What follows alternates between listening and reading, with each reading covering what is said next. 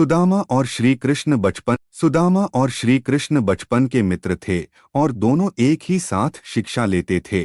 सुदामा बहुत गरीब था, वह ब्राह्मण था, इसलिए वह दिन भर में 5 घर से भिक्षा मांगकर अपना और अपने परिवार का पेट पालता था। उसे जितना मिलता था उसी से गुजारा करता था, परंतु मिलने वाली भिक्षा उसके लिए पर्याप्त नहीं थी। उसका और उसके परिवार का पेट भी उससे करता नहीं था। इसी भिक्षा से अतिथि सत्कार भी हुआ करता था।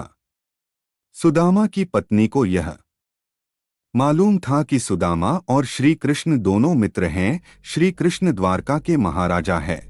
अगर सुदामा उनसे सहायता मांगेगा तो कभी भी ना नहीं करेंगे।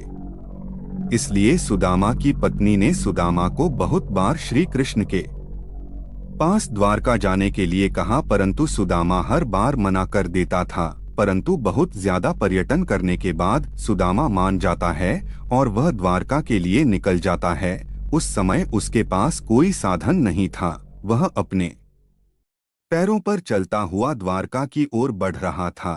वह संकोच और लज्जा से भरा हुआ द्वारका की ओर निकल पड़ा।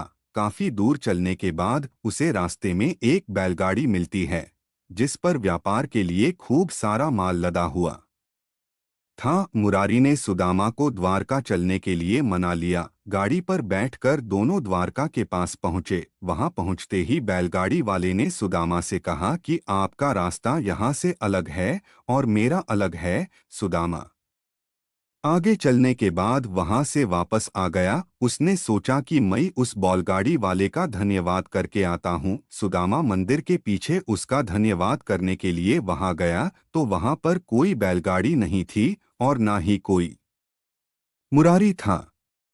उसे कुछ समझ नहीं आ रहा था। वह सोच रहा था कि एक क्षण पहले वह मुरारी से बातचीत कर रहा था, परंतु दूसरे चरण में यहाँ पर कोई भी नहीं है।